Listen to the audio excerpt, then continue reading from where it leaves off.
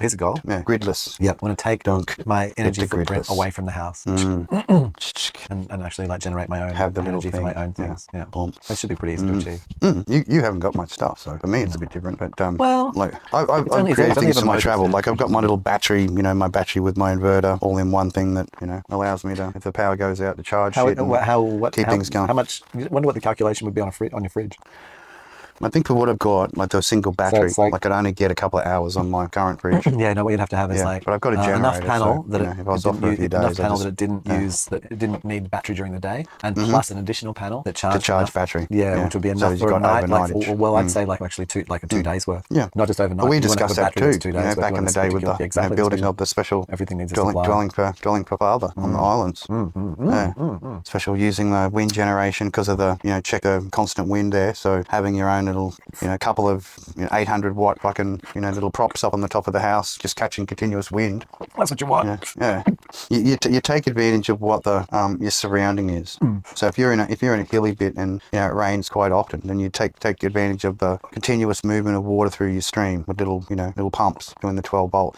If it was a really open area and you didn't get much rain, then obviously solar is going to be perfect, right? If you're somewhere where it's mega windy, then you've got your, and if it's got all the variety of those things, You you use just have them, more. bits and pieces. Yeah.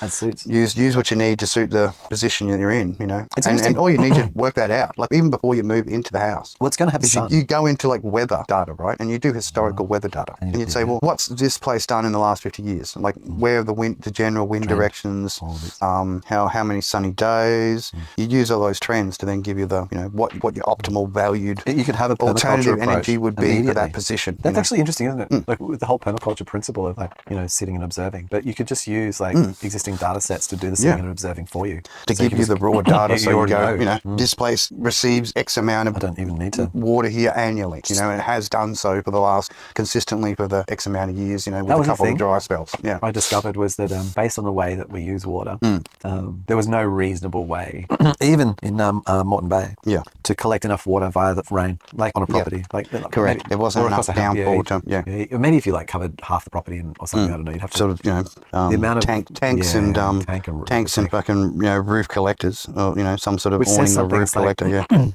like our Well, our usage of water, is the in problem. the old days, you wanted a bath, that was once a week, and that was like it's hygiene.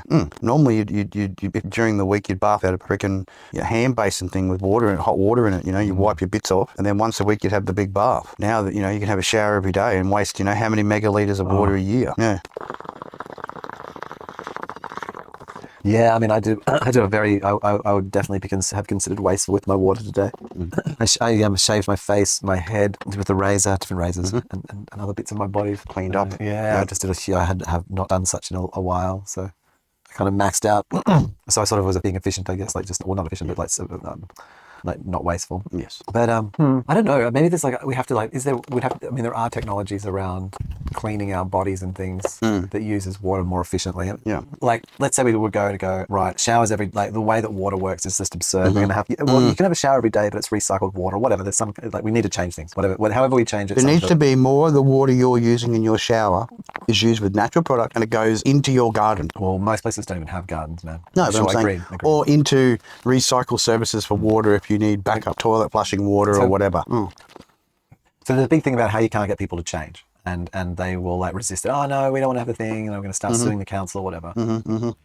But if we look back in history, and even in recent history, not like a long time ago, but say for example when the Second World War, and then everyone had to grow market gardens. Literally went to war, and that was a thing. Then everyone would just be literally the neighbours that are wealthy or whatever right next door, they would be making a market garden out the front as well. I think this is like a sort of where we can that this idea that humans are really resistant to change, or we're not going to. We've often, even in advanced situations, accepted really radical changes. A shit situation, oh okay, we'll all just have it bad for a while. And I think that it actually is going to be a lot easier than we think for us all to just accept harsher conditions but in a sense, or just varied conditions. It's like, Varied okay, what if your conditions. bread is made from sorghum and not wheat? You know, it's fucking bread. Get over Well, it. for a lot of people, you know, Or rye. it wouldn't it wouldn't make a difference. Well, it won't be the same color, or it will have a different, you know, whatever. Like it'll Taste or whatever. slightly, Yeah. something. There'll be some Well, if it difference. serves the same purpose, like I couldn't give a shit. No, but I just think that that's like there's a thing that we won't accept this, but actually, historically speaking, we seem to do it very well. Like in England, like the things that they accepted, like even like eating carrots and stuff, and like growing, like it was just like not just propagate, like